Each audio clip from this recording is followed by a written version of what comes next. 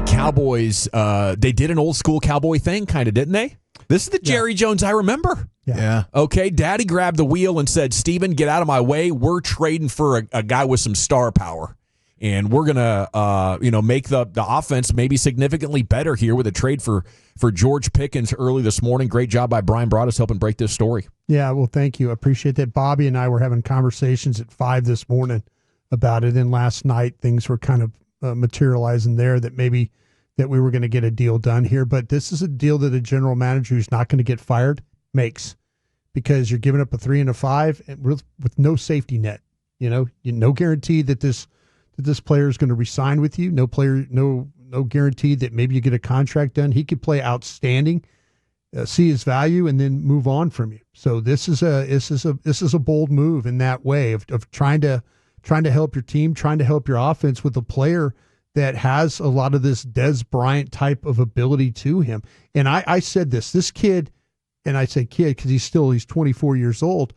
This player, he's got, if we were all talking about McMillan, and I brought it up in the crosstalk, this player, when you look at Pickens, he is as much of a Ted McMillan of what we saw from him, just a faster version of him. Now McMillan's much faster. Like McMillan, I mean, I'm talking like in the range. When you start to talk about, you see him in when he's taking on defensive backs, crossing routes, things like that. The way that he's able to run, the way he's able to separate, very. But when you start to tie, and you can see why the Cowboys like McMillan so much, because his ability to go get the football. Mm-hmm. This guy goes and gets the football. Yeah, contested balls, ball, downfield plays, crossing routes.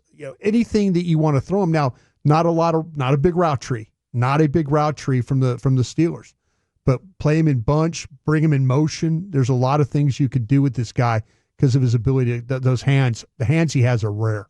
Bunches, motions, maybe just another hint of the kind of offense that we're going to have. And absolutely, if you get great coordination amongst your offensive line and your backs and your receivers, there is plenty of room for one guy to be like, get me the ball guy, and watch me be an incredible athlete. I think this absolutely explains why they didn't take the wide receiver in the draft. This is also what Jerry had to be hinting towards with possible trades.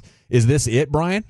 Could there be more? What, more trades? No, move? I think right now they're done. Now we'll see what happens maybe in June 1. Is there somebody out there that gets released? Do they have some money available? But right now, I know people were talking about a running back and stuff like that. I've just kind of hammered these guys about the wide receiver thing. They were saying, hey, we're looking at a lot of guys. And in fact, they got it done. So maybe the next thing is to ask them.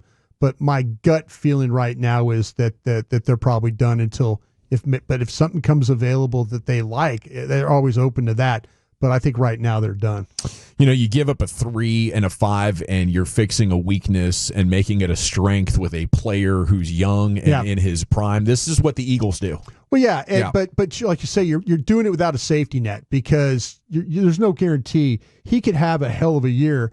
And if you look at the names of potentially whose contracts are up in 2025, there's only one franchise tag. And you might need that franchise tag for a Bland. Yeah, and I get that, and I respect that. I do think, though, Brian, even if he did walk, if he was great, and you gave up a 3rd-round pick for 1 year of 1,400-yard George Pickens, might not be bad. I'm totally on board with this. I'm just saying that, to me, this is one of those moves that you absolutely make if you're a general manager that's not going to get fired.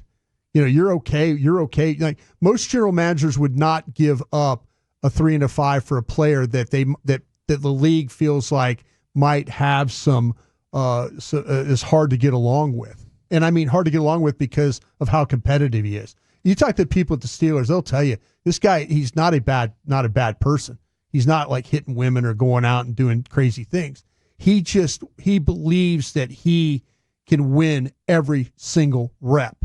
And you watch him play against, the Surtans and the guy down in Atlanta, some of the best corners, the Jets corners. You watch him play, and you could see him get up for these games. And he wants to go break the other team right now. And if you don't get him the ball, when he doesn't get the ball, He's like, I could have done it. Exactly. Yeah. And it's a problem. That feeling of failure and losing is so powerful. It agitates people. It stresses you out. That's exactly what the Steelers So he's say. like Dez in a lot of ways. He's just like him. Yes, absolutely. Yeah. Well, I hope we get to OTAs. Let's talk about what this means in the context of, what are the Cowboys' plans? Obviously, they're not rebuilding. They're thinking, okay, last year might have been a step back, but we're trying to make the team better. I don't know if they've done enough. They still need more good players. They don't have enough strength in their position groups. But I would say if you show up at OTAs and training camp and Tyler Guyton looks like a legitimate quality left tackle, then I'd be like, okay, I guess I can see them being in the playoffs and even winning a playoff game. I think they've done enough that they could qualify for that if they get good offensive line play. Yeah, that's going to be the key. Yeah, I mean, this was the biggest hole remaining on their offense. Now, obviously, the question of Guyton. The left tackle is now the big question. Yeah.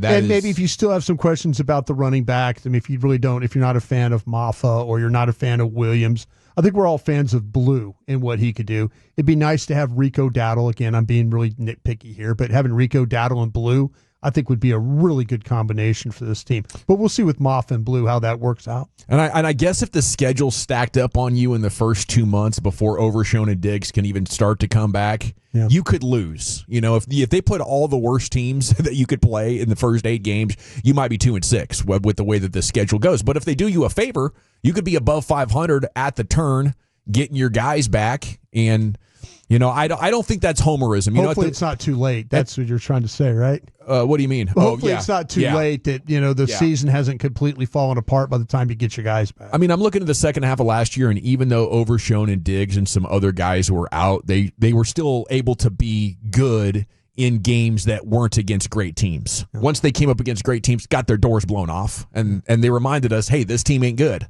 But you can win in the NFL without some key guys if the schedule's not too tough on you. So, I think a lot of it comes down to how good Guyton is or how they would pivot if Guyton isn't good enough. I guess this means they're looking at next year's draft assets as ways to improve this year's team. Yeah.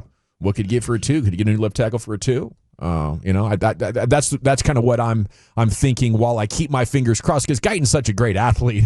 With a frame like that, he could be special out there. Maybe he just needs more experience. I think if they really, if push came to shove, I think they would take Tyler Smith and put him at left tackle.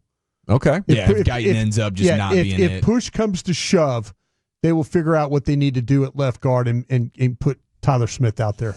And you think Smith could be unbelievable at left tackle too? Oh, he's got that kind of ability. I mean, he's so much better inside because of his ability to play with the leverage and the power he has, but yeah, it's something that he'd have to go. He did it his college career. He did it his first year.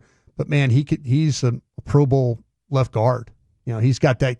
I wouldn't want to do it, but I'm just saying if push came to shove and they just do not get what they want out of the left tackle play, that's the first thing I would do.